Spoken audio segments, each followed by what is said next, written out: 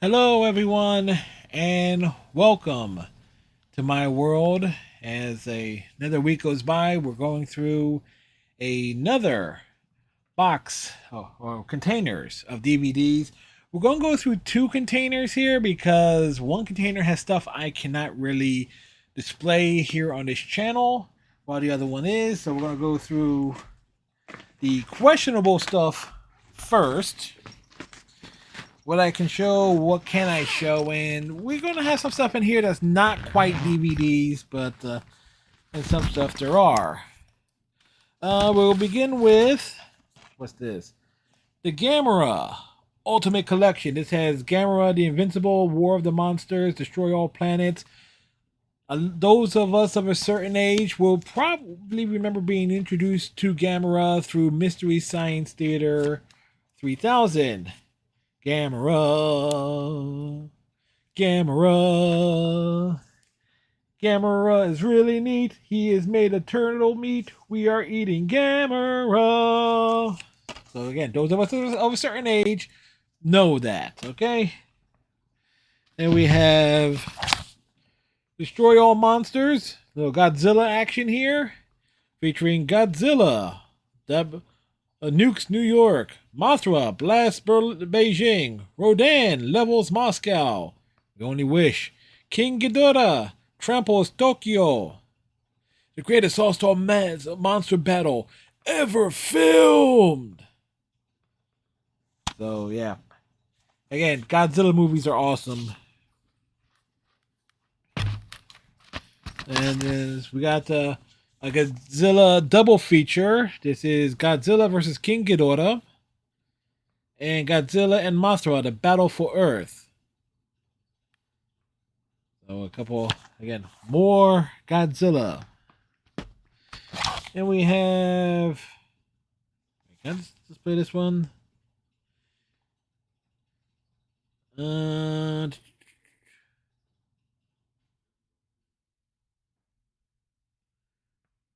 We'll be real quick here. This is Terminatrix. That's what that is. So it is questionable there. Um, and this is the Princess Blade. You know, I remember this being actually really good. I have to give this another watch. We got here the Dimension Travelers from the screenwriter of Perfect Blue. Yep, and Perfect Blue is its own little thing here. Do I even have Perfect? I think I actually do have Perfect Blue on DVD somewhere. But you can kind of tell this box here has a lot of stuff from Japan. Well, speaking of which, we got, well, not quite Japan, but Vampire Effect. This is actually really good, and it says that starring Jackie Chan. Jackie Chan's in it for like maybe 5-6 minutes, but he has one of the best fight scenes in it. If memory serves me right, it's a fight scene in an ambulance. So I remember enjoying that one a lot. This is Natural City, and all I can say is I know I picked this up randomly used. That's all I remember about it. Um,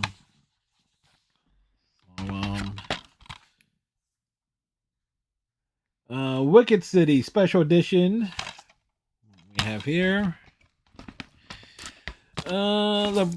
Volume episodes 5 and 6 of The Blue Girl and what is this? The Blue Girl Returns. And we'll not show this one thing, as well as the live action The Blue Girl Perfect Blue Box. Again, we will not show this one, raise this one up. Then we have, what is it? Angel Sanctuary? Slight Fever Syndrome. We cannot show this one on screen. Stepsister, we cannot show that one on screen. Dragon Knight, we can't show that one on screen. Beast City. Nope. Can't display that one. The Affairs, nope. These are all anime, folks. Angel of Darkness. Can we show this one? Nope. Darling, can't display that one. Adventure Kid, the complete Adventure Kid series, can't show that one. Whoops. This is actually a DVD. This is actually the Get Smart television reunion film that had a lot of the surviving cast. I actually have two versions of this, one sealed and one not. This is the sealed copy. But this was like the last time that Don Adams played Agent 86 Maxwell Smart.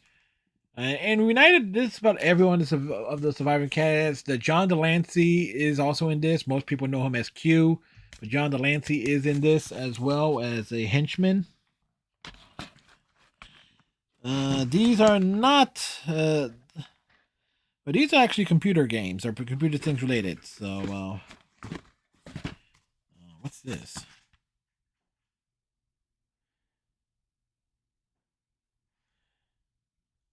Birthday card from my mom gave me for my 36th birthday.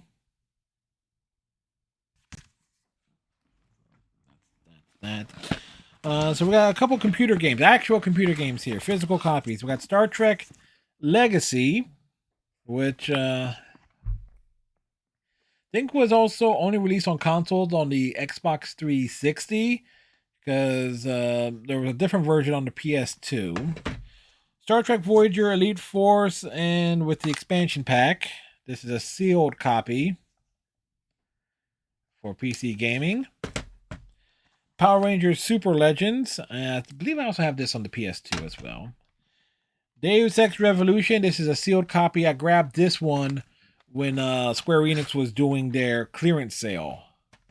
When they sold off a whole bunch of stuff like Tomb Raider and Crystal Dynamics, whole bunch of their properties and studios.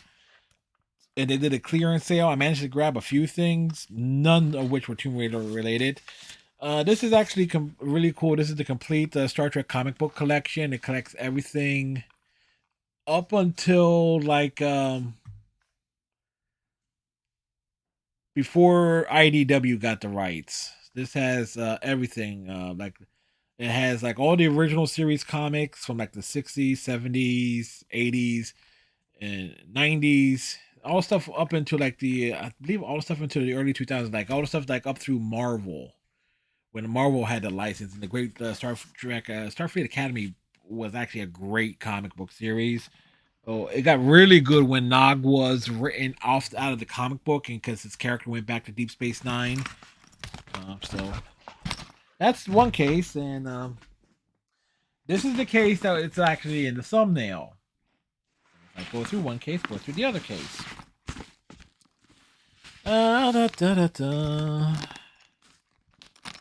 And these I'll be able to talk about a lot more easily than some stuff in that case. We'll go from right to left this time. Craig Ferguson in the Big T's. Craig Ferguson plays a hairdresser. He wants to go to LA to compete.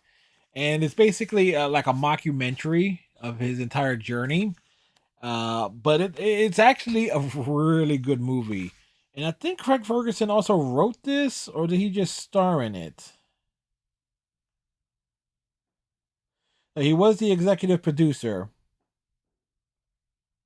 Oh, and he did write it as well. So TV's Craig Ferguson. You may know him from the Drew Carey Show, his awesome late night talk show, but he also made movies and is again wrote and produced. Did not direct, but he also starred in.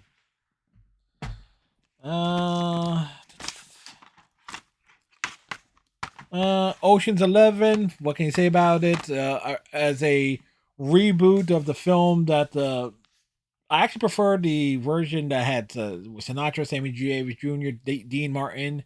That's actually better than this, but as a modern caper film with a bunch of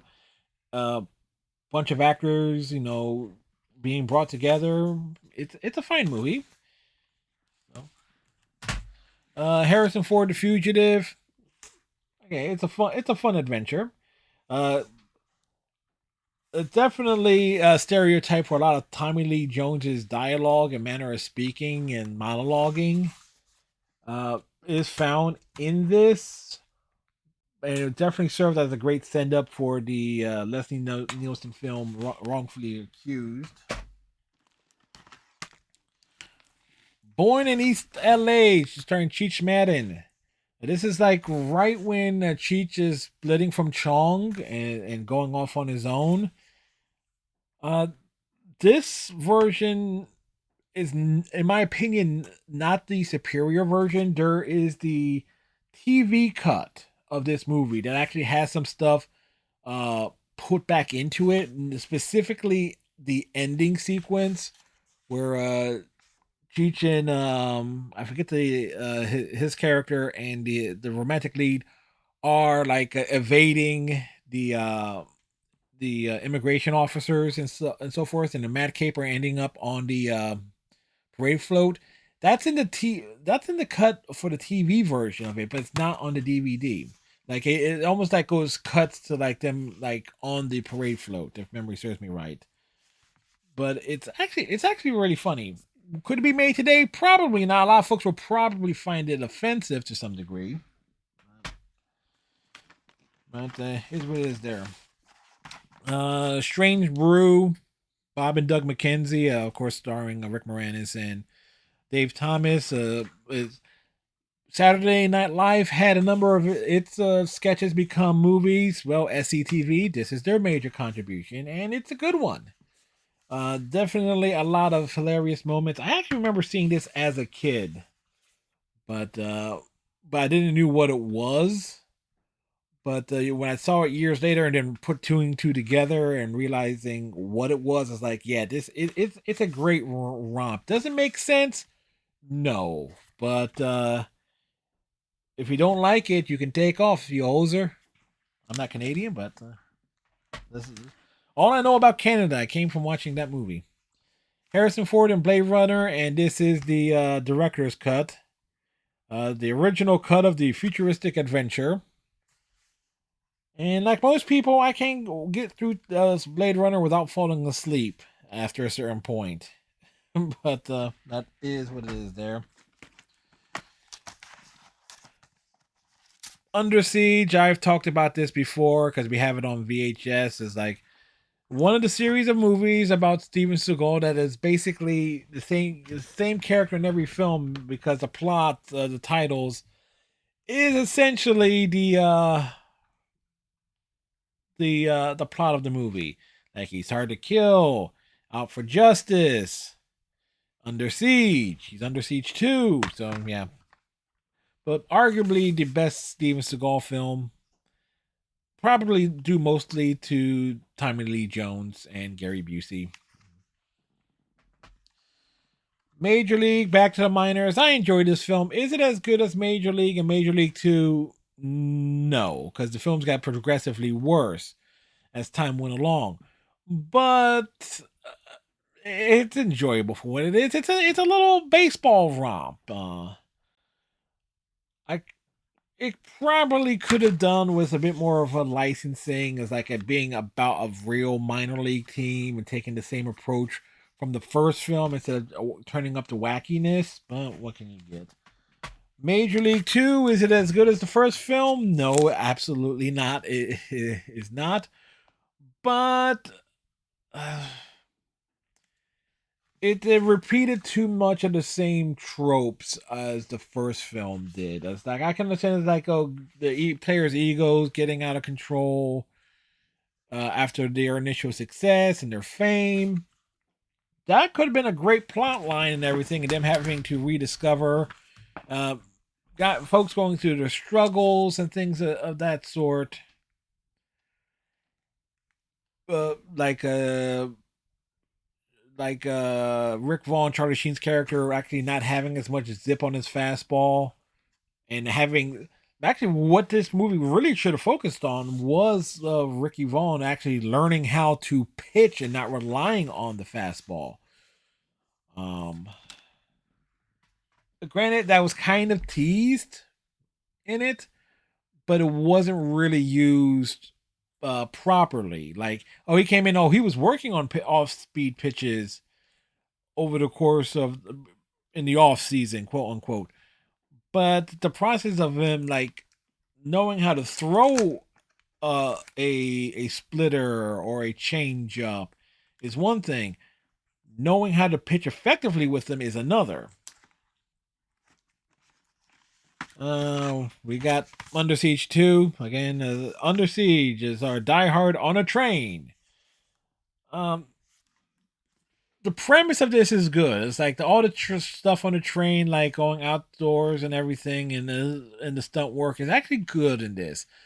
The problem with Under Siege 2 is that the villains are so damn boring. And we got a bunch of Clint Eastwood films here, and let's be honest here, Clint Eastwood is a fucking moron when it comes to his politics. He's a typical boomer, but as we talk to those, it's like it's not the next movie in line here. Sudden Impact is a Dirty Harry film. I have seen it, and I had to get a second copy because the original one I had, its box was destroyed, so I had to get another copy instead of just keep this for like to make sure I have like a physical copy. So I have this movie twice in my collection, and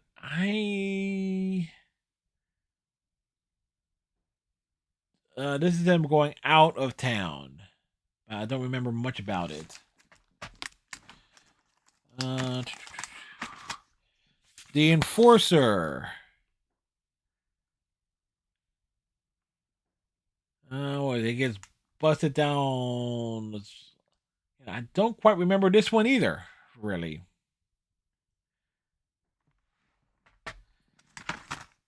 Magnum Force. This one I do know. This is the one where the vigilantes are out and about, if memory serves me right. Because this ended up being parodied in Sledgehammer's episode being called Magnum Farce.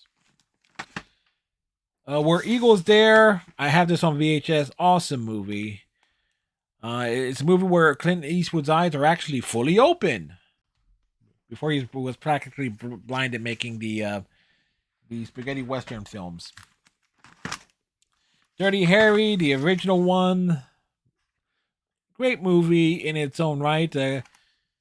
Clint's hair is kind of ridiculous in it, but again, being made when it was, it's kind of par for the course. But it's a fine film. One probably the best of the Dirty Harry films. The Deadpool, the merciful end of the Dirty Harry series. Like, character was definitely long in the tooth at this point. And Liam Neeson and Jim Carrey are in this as well. Kurt Russell, Executive Decision. I believe I also have this on VHS. It's notable for being the one movie where Steven Seagal's character is killed off in a rather lame fashion, according to Mr. Seagal. But you know what? Hey, he catches the paycheck. It was actually a fine adventure. It's like Kurt Russell's character being not quite, the action hero-y type. He's definitely more of a pencil pusher. But, he gets... But it's like, in its own way, it's Die Hard on a plane.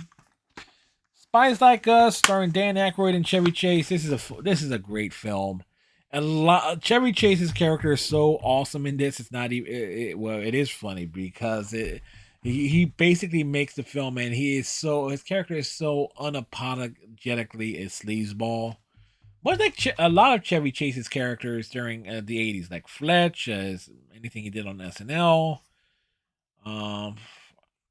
The National Lampoon films. Chevy always played a very specific type of character that was just straight up unapologetic.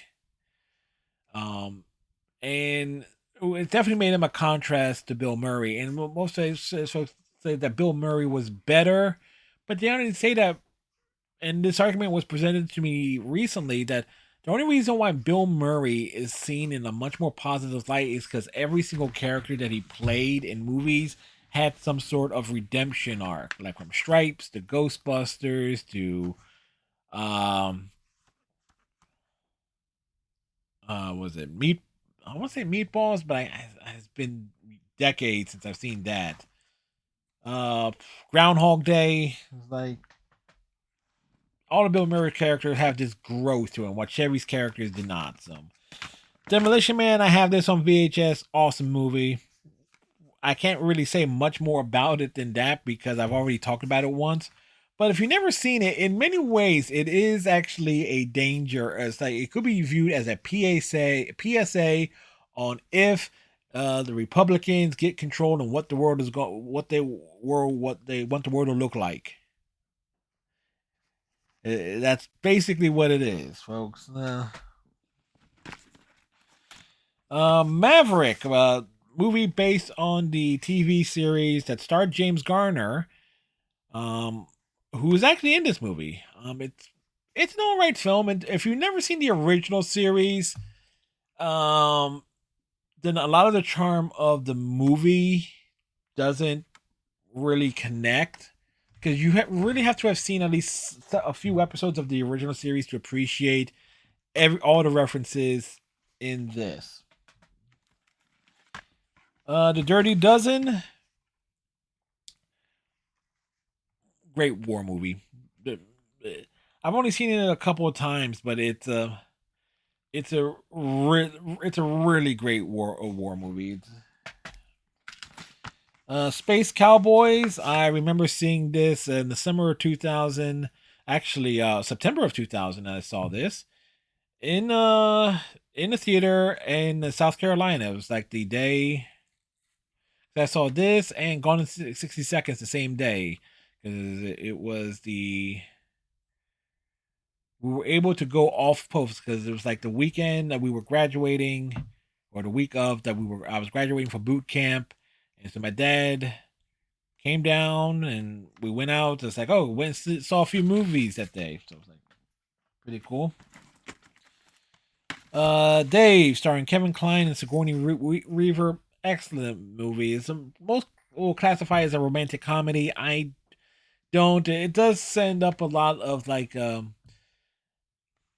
how the Republican Party is portrayed in this is unironically a great foreshadowing for how the Republican Party is acting these days.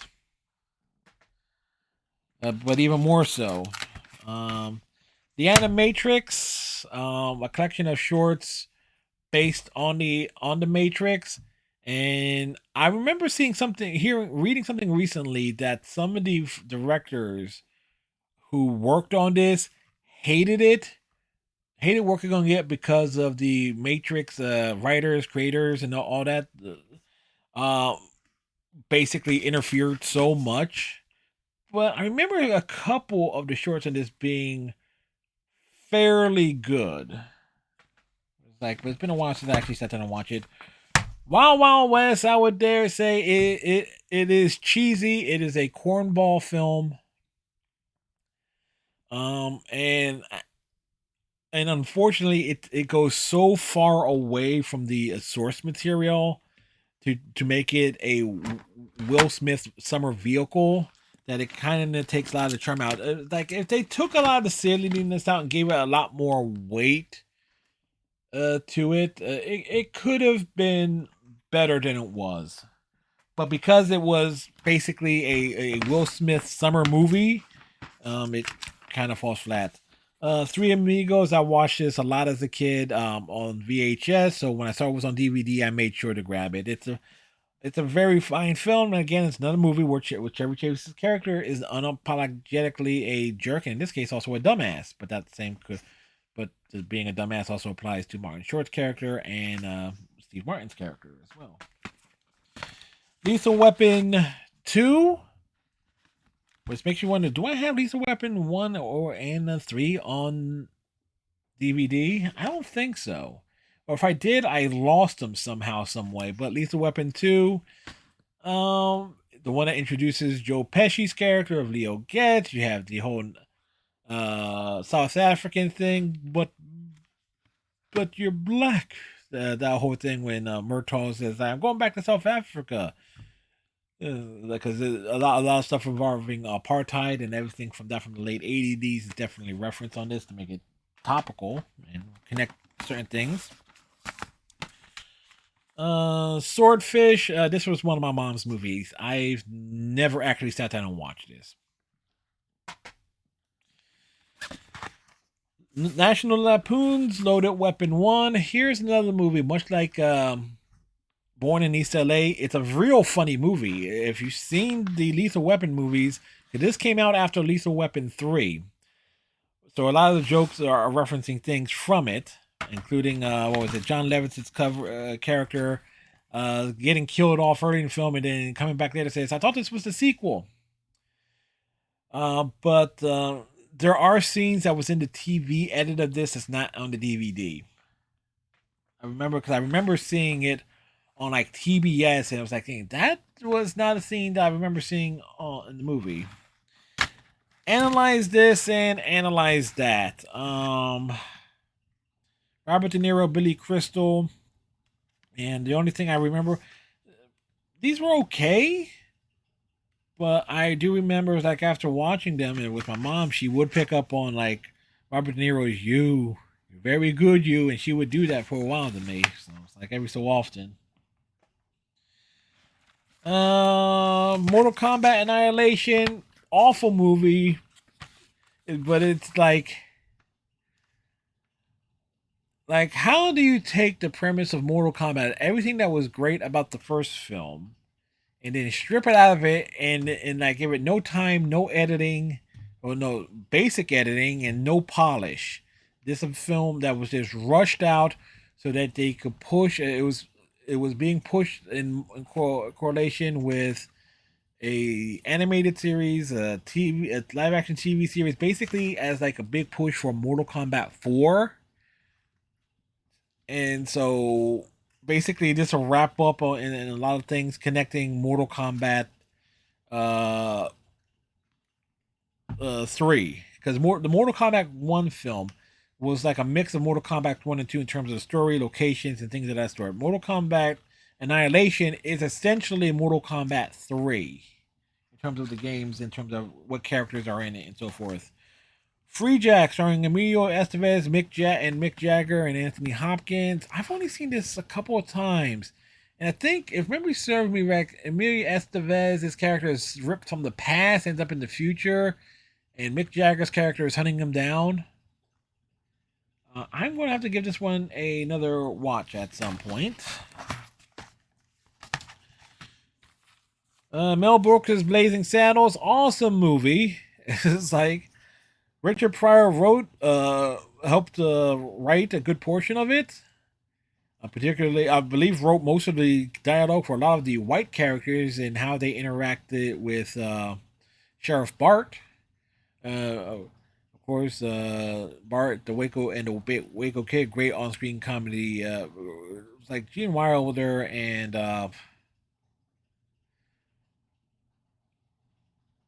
Cleavon Little. Yeah, I was right. Uh, Definitely had great on-screen chemistry together. Another movie where there was stuff that was not in the theatrical cut or in the DVD, or even that was actually in the TV edits of the film. Like there is a longer sequence of Bart dealing with Mongo that I remember seeing in the TV version of this movie that is not on the DVD. Mars Attacks, probably one of the last Tim Burton films I actually went on my way to sit down and watch. Like I didn't see it in theater. I didn't see this until like years later, or grabbing it on DVD.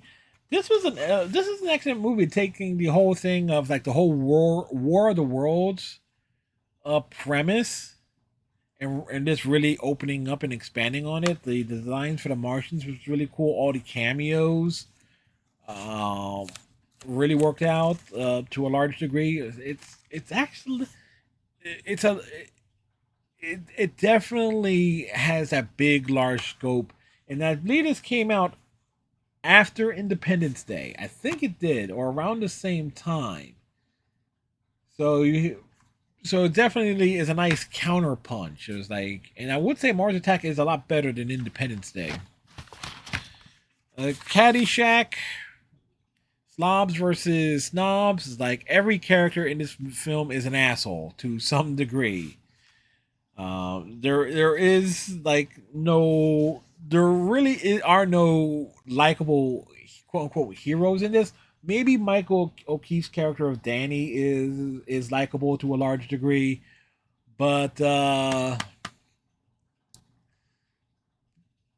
but no, because Ronnie Dangerfield's character is like he is an asshole. It's like you can fully understand what was it Ray Knight's character going out of his way is like wanting to punch him or worse. And we got a few more here. The Replacements, arguably the most seen movie on in TBS and TNT's history. After this film was released and once it got into like syndication, because there was almost never a week never went by for like nearly 20 years where this movie was not being shown on TBS or TNT at least once, as far as I'm concerned. Because every time I would turn on either of those stations, this damn movie would be on. So, but it is a fine football movie. And if you know the context of the history of the NFL in terms of like the strike and scab players, that is referenced in this movie. Granted, they don't have the NFL license or anything with it, but it is a fun film. The Bill Murray's The Man Who Knew Too Little. Um, one could say it's Bill Murray at his silliest in terms of an on-screen character, and it definitely works as a man who's just so oblivious to the fact that he thinks he's being part of a theater, a live, like interactive play, and but gets actually roped into in an actual espionage caper, and through circumstances and pure luck, he ends up at the what was it saving the day and being recruited by the company. Matter of fact, there's actually a reference at the very end of the film when the two men in black approach Murray's character on the beach. Is like a Venkman now, so it's like there's a Ghostbusters reference there. I'll Be There, starring Craig Ferguson and Charlotte Church. Again, another Craig Ferguson film. Did he? He directed this one, so he directed and starred in and wrote this one as well. Definitely like it's a family film. It's definitely a Charlotte Church vehicle who was kind of like making waves in the music world at the time, if memory serves me right. It's a sweet little family comedy. It's definitely worth checking out. Rumble in the Bronx. One could say it is the movie that almost cemented Jackie Chan's place with American audiences. Um, like Jackie Chan's first strike was basically his big introduction. This like cemented it, and Mr. Nice Guy almost ruined it, but that's neither here nor there. And speaking of which, Jackie Chan's first strike, we also have here. How many copies of this do I actually have? Now that I think about it, how many because I think I have this on VHS. I think I have it also in a 2-pack, and I also have it as a single as well. I will not be surprised if I haven't end up having another copy of this of Jackie Chan's First Strike in my collection somewhere. So on that note, that would sure some of these I couldn't really hold up and show the covers and stuff, but I referenced them. I said what they were. So it was like, yeah. So with that said, I get to put all of these back in here, and then we'll figure out what else is going on. Of course, you can find me live over on Twitch. I'm also posting shorts here the on this YouTube channel now, mostly from clips of anything that happened, and the clips go up for after my stream, and then the actual stream comes over like a few days later. So there's that. But by the time this ends up being live here on the YouTube channel, y'all already seen all that stuff by now. Or notice some of the other things.